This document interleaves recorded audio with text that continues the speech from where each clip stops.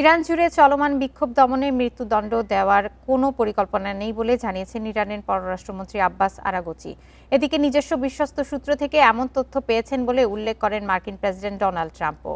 ইরানে হত্যাকাণ্ড কমে আসছে বলেও দাবি করেন তিনি। তবে সামরিক পদক্ষেপের সম্ভাবনাও পুরোপুরি নাকচ করেননি মার্কিন প্রেসিডেন্ট। সাংবাদিকদের তিনি বলেন, এই বিষয়ে তার প্রশাসন পরিস্থিতি পর্যবেক্ষণ করে সিদ্ধান্ত নেবে। এই আলোচনার মধ্যেই কাতারের আল উয়েইদ বিমান ঘাঁটি থেকে যুক্তরাষ্ট্র ও যুক্তরাজ্য তাদের কিছু সংখ্যক সামরিক সদস্য প্রত্যাহার করেছে।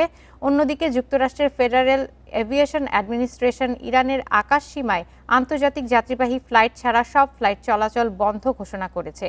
নাগরিকদের ইরান ছাড়ার আহ্বান জানিয়েছে ইউরোপের বিভিন্ন দেশ। এদিকে বিক্ষোভে ইরানে নজিরবিহীন হত্যাকাণ্ড ঘটেছে বলে জানিয়েছে অ্যামনেস্টি ইন্টারন্যাশনাল। যাচাইকৃত ভিডিও ও প্রত্যক্ষদর্শীর সাক্ষ্যের ভিত্তিতে সংস্থাটি এই দাবি করেছে।